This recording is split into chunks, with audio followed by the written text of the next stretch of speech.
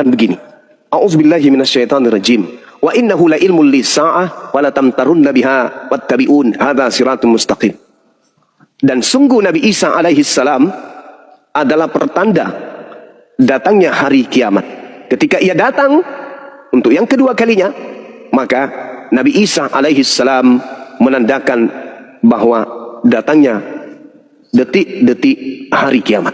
Nah, di Al-Quran ketika Nabi Isa turun untuk yang kedua kali, itulah detik kiamat, itulah saatnya kiamat.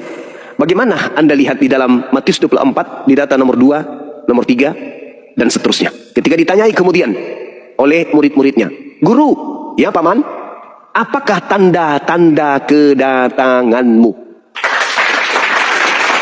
Sama seperti Al-Quran, tanda-tanda kedatangan Nabi Isa, tanda-tanda kedatangan Yesus. Anda baca nomor 27-nya di Matius 24.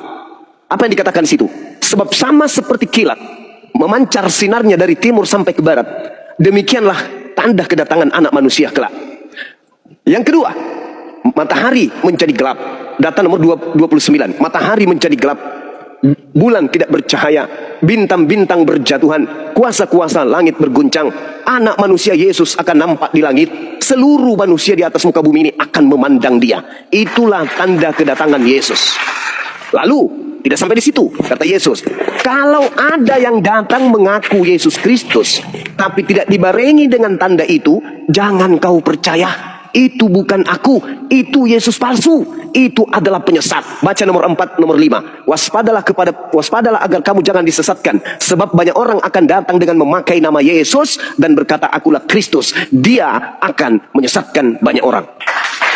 Nomor 23. Jadi apabila ada orang berkata ada Yesus di sini, ada Yesus di sana, jangan kau pergi ke sana, jangan kau percaya. Camkanlah, aku sudah mengatakannya terlebih dahulu kepadamu. Jadi apabila ada orang berkata ada Yesus di padang gurun, ada Yesus di dalam bilik, jangan kau percaya. Sebab Yesus palsu dan nabi-nabi palsu, rasul-rasul palsu akan datang dan akan melakukan mujizat-mujizat sekiranya mungkin menyesatkan orang-orang pilihan juga. Coba Anda bandingkan pernyataan Yesus ketika ditanya, apa tanda kedatanganmu wahai guru? Tandanya langit, bulan, matahari menjadi gelap, bintang berjatuhan dari langit, bulan tidak bercahaya. Apakah itu ada tanda-tanda itu ketika Paulus datang, ketika ada sosok makhluk mengaku akulah Yesus kepada Paulus? Tidak ada. Bahkan dengan bangganya Anda mengatakan itu Yesus karena dia datang berupa cahaya. Bong, catat Lukas 10 nomor 18. Yesus dengan mulutnya berkata kepada muridnya, aku melihat iblis turun dari langit, jatuh dari langit berupa cahaya. Jadi apabila ada orang berkata ada Yesus di sini, jangan kau percaya, sebab tanda kedatanganku, matahari tidak bercahaya, matahari menjadi gelap, bulan tidak bercahaya, bintang-bintang berjatuhan. Itulah yang diterangkan dalam Al-Quran. Wa innahu la ilmul lisa'ah fala tamtarunna biha wattabi'un. Dan sungguh Nabi Isa benar-benar kedatangannya menjadi pertanda akan datangnya hari kiamat. Bersambut dengan ucapan Yesus, rangkulan dengan ucapan Yesus, jelas searah dengan tanda-tanda kedatangannya menurut Yesus. Jadi yang datang cuman ketemu pada saat dia sujud tahajud, ketika dia umroh, kemudian dia mimpi ketemu dengan cahaya, bersuban panjang, berjanggut punjang, matanya menyala dan seterusnya. Itu bukan aku. Jangan kau percaya. Itu penyesat yang mengaku Yesus Kristus. Ingat, Matius 24 nomor 4 nomor 5.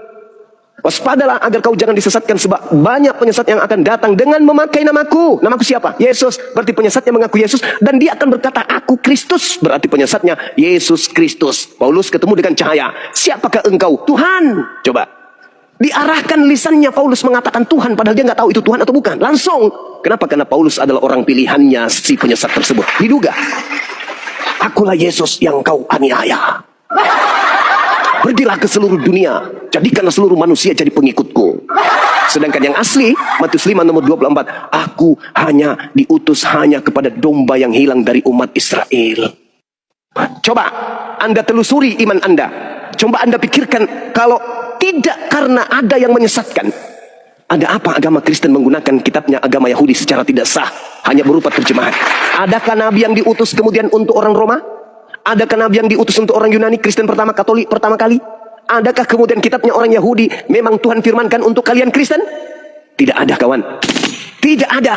Mazmur 147 nomor 19 nomor 20. Firmanku yang datang kepada anak-anak Yakub dan aturan-aturanku yang aku berikan kepada Israel, tidak aku berikan kepada bangsa di luar Israel. Ulangan 33 nomor 4. Taurat adalah milik hak kepunyaan Bani Yakub. Yeremia 31 nomor 31, nomor 32, nomor 33. Aku akan mengadakan perjanjian baru kepada Bani Israel dan Bani Yehuda. Aku akan menanamkan hukum Taurat ke dalam batin setiap dari Bani Israel dan Bani Yehuda. Pertanyaannya, kalau bukan karena si iblis, apa alasannya terjemahan kitabnya agama Yahudi ada di atas kitabnya orang Kristen?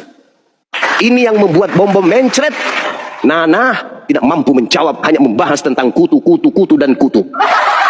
Kalau bukan karena informasi dari si penyesat dari alam roh yang membisikkan pakai kitabnya ini supaya kita dianggap benar, siapa lagi? Anda bertanya, itu adalah Yesus? No, Yesus itu anak manusia. Coba Anda lihat, tanda kedatanganku adalah anak manusia akan nampak di langit, seluruh manusia akan melihatnya.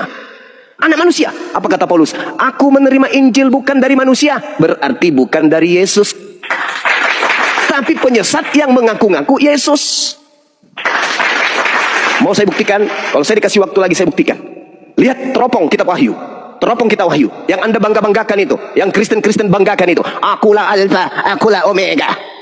Coba Anda lihat Wahyu 1 nomor 18. Dan yang hidup, aku telah mati, namun lihatlah, aku hidup sampai selama-lamanya, dan aku memegang segala kunci maut dan kerajaan maut. Siapa yang memegang kunci kerajaan maut? Siapa yang memegang kemudian yang berkuasa atas maut?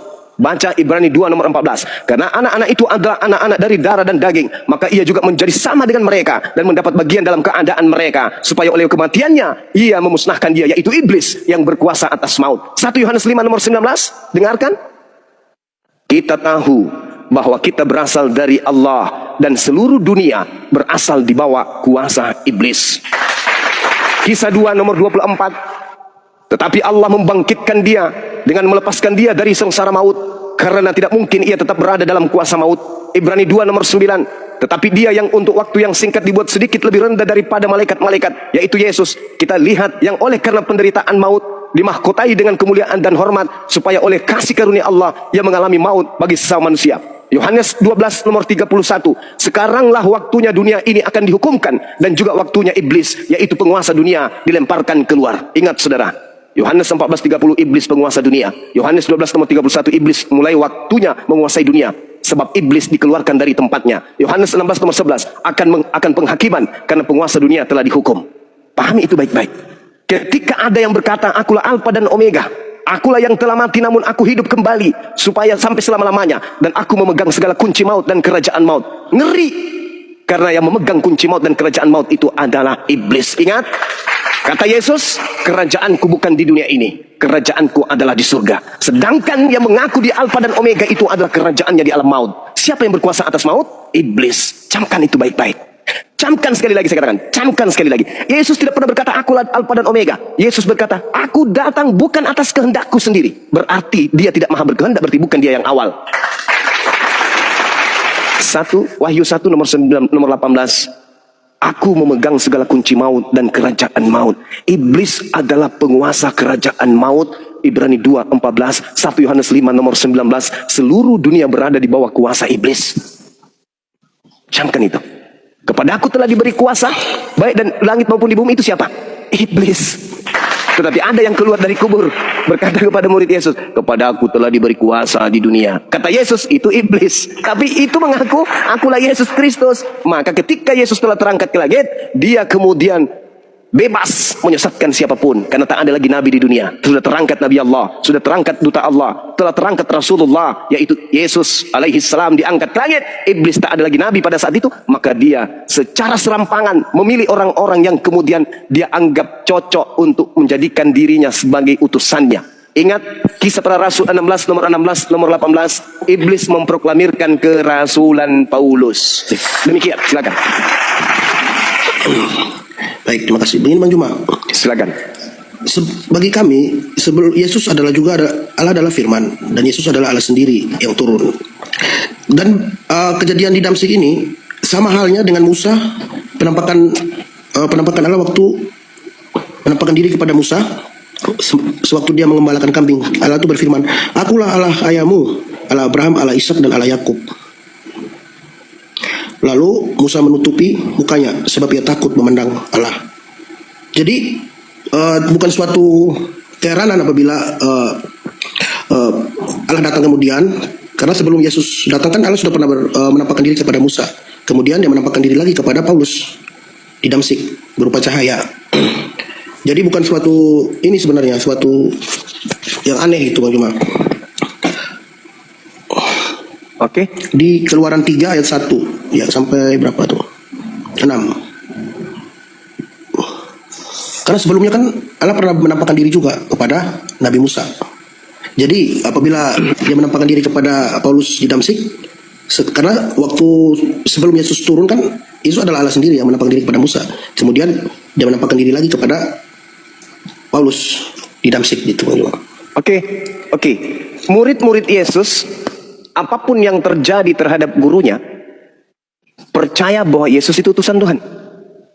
Yohanes 17:8, segala firman yang kau berikan kepadaku telah aku sampaikan kepada mereka, dan mereka telah menerimanya, dan mereka percaya bahwa engkau yang telah mengutus aku. Berbeda dengan Maaf, bagaimana dengan Yohanes 1 ayat 1 Bang Juma? Yohanes 1 nomor 1 Pada mulanya adalah firman. Firman itu bersama-sama dengan Allah. Ya, Yesaya 55 nomor 11 itu jawabannya. Mazmur 33 nomor 9 itu jawabannya. Innama amruhu ita arada syai'an ayyakula lahu kun fayakun. Allah bersama dengan kemaha berkata-kata yang ada pada dirinya. Segala sesuatu yang ada di atas muka bumi ini, baik di langit maupun di bumi, pada mulanya adalah firman yang bersama dengan Allah. Itu adalah sifat. Allah menciptakan segala sesuatunya itu dengan sifat kalam. Ketika Allah berkata, maka semuanya ada. Coba lihat, apakah Yesus yang turun dari langit jatuh? Gedebuk. Bukan. Yang datang ke bumi ini adalah firman yang dibawa oleh Roh Kudus, oleh Gabriel kepada ibunya Maria. Wahai Maria, yang maha tinggi menginginkan engkau hamil. Itu firman. Pada mulanya firman. Pada mulanya adalah firman yang dibawa oleh Gabriel, lalu menjadi hamil, lalu menjadi manusia. Bukan Yesus melekat sama Tuhan, enggak. Bukan Yesus. Permisi Bang Juma, mohon maaf ya. Silakan. Boleh saya baca Yohanes 1 ayat 1 ya? Ini kan jelas nih kata-katanya. Iya. Pada mulanya adalah firman. Firman itu bersama-sama dengan Allah, dan firman itu adalah Allah. Allah inilah yang menampakkan diri kepada Musa waktu Musa memalakan kambing. Kemudian Allah ini sendiri sebelum dia turun ke bumi menjadi Yesus, menjadi manusia, menujul menjadi manusia, dia menampakkan diri. Kenapa? Tunggu, mohon maaf Bang Juma. Kalau saya boleh tanya, di Muslim kan ada dua sahabat Rasul yang dia sangat memusuhi Nabi Muhammad. Kemudian dia sangat memusuhi dan sangat memerangi Nabi Muhammad. Kemudian Nabi Muhammad memilih dia sebagai orang terdekatnya. Ada nggak Bang Juma kisah itu? Iya. Ya, berarti itu kan, ya itu mirip sekali. Saya sudah pelajari, dan makanya mirip sekali dengan Paulus. Karena Paulus waktu itu dia sangat Beda. Baik, saya baca dulu sebentar baik. Silakan. Nah, tadi. Karena Paulus kan dia mati-matian ingin bertemu imam-imam orang Yahudi untuk membunuh murid-murid Yesus. Dia mati-matian mengancam kan bahwa niatnya dia sudah bulat untuk membunuh semua yang ikut Yesus, murid-muridnya. Namun dalam perjalanan di Damsik, Yesus menampakkan diri. Jadi masuk akal, sama dengan seperti kejadian sahabat Rasul, sahabat Nabi Muhammad yang memusuhi nabinya kemudian dipilih menjadi orang terdekatnya. Begitu Pak. Silakan. Nabi Muhammad bertemu langsung dengan sahabatnya. Sedangkan yang bertemu dengan Paulus bukan manusia. Sedangkan anak Maria manusia, jauh. Ingat saudara, ingat pesan Yesus. Apabila ada orang berkata ada Yesus di padang gurun, jangan kamu percaya. Ingat, kalau ada yang berkata bertemu dengan Yesus atau Kristus di padang gurun, kata Yesus apa? Jangan kau percaya. Ketika Anda membawa kisah para Rasul 9, Paulus itu sedang berada di padang gurun Damsyik. Anda baca 1 Raja-Raja 19 nomor 15, firman Tuhan datang kepadanya, pergilah kembalilah ke jalanmu melalui padang gurun Damsyik. Damsyik itu padang gurun. Nubuat Yesus, waspadalah kepada penyesat yang ngaku bertemu dengan aku di padang gurun. Lalu kemudian dikatakan, waspada juga kepada penyesat yang mengaku bertemu dengan aku di dalam bilik. Apa dalam bilik itu? Temeong. Temeong dalam bahasa Yunani. Bilik. Temeong artinya apa? Artinya apa? Tempat rahasia, ruang rahasia. Sel penjara itu ruang rahasia. Tidak boleh sembarangan masuk, nggak seperti toilet umum itu. Kalau di penjara, penjara itu khusus siapa yang ada di situ, itulah yang tahu di dalam isinya. Tidak semua orang bisa masuk ke dalam. Itulah yang disebut bilik rahasia Temeo. Situlah tempatnya Paulus mengaku bertemu dengan roh bernama Yesus, lalu menulis surat. Ada 3 surat yang diselesaikan Paulus dalam bilik rahasia. Karena dia mengaku, aku menerima Injil bukan dari manusia tetapi dari Yesus. Camkan itu baik-baik. Kemudian, ketika Anda berbicara bahwa seperti Nabi Musa bertemu dengan Allah di Gunung Sinai, itu bullshit, itu bohong. Allah Subhanahu wa taala tidak datang dalam bentuk hakikatnya ke Nabi Musa, dalam bentuk wujudnya kepada Nabi Musa, enggak. Dan itu dibantah kemudian Al-Quran surah Al-Araf. Begitu juga dibantah oleh Kisah Para Rasul nomor 7. Saya bacakan kepada Anda, nomor 35. Musa ini yang telah mereka tolak dengan mengatakan, siapa yang mengangkat engkau menjadi pemimpin dan hakim? Musa ini juga telah diutus oleh Allah sebagai pemimpin dan penyelamat oleh malaikat yang telah menampakkan dirinya kepada Musa di semak duri. Musa inilah yang menjadi pengantara dalam sidang jemaah di padang gurun di antara malaikat yang berfirman kepadanya di Gunung Sinai. Kisah Para Rasul 7 nomor 35 nomor 38. Yang kamu sangka Tuhan datang kepada Musa, itu hanya malaikat. Ingat saudara, Yesus berpesan, waspadalah kepada penyesat yang datang kepadamu dengan memakai namaku dan berkata, akulah Yesus Kristus. Tanda-tanda itu, ketika aku datang, tanda-tanda itu menyertai aku. Sedangkan yang datang kepada Paulus, adakah tanda itu? Bukalah cakrawala berpikir Anda. Adakah tanda itu? Andai saja yang datang kepada Paulus di padang gurun Damsyik itu adalah Yesus anak Maria, maka 2000 tahun lalu dunia ini sudah kiamat. Tidak ada lagi dunia hari ini.